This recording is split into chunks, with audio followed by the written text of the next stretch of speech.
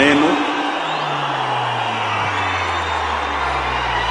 కొణిదెల పవన్ కళ్యాణ్ అనే నేను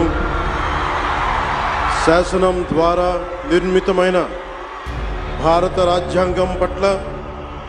నిజమైన విశ్వాసం విధేయత చూపుతానని,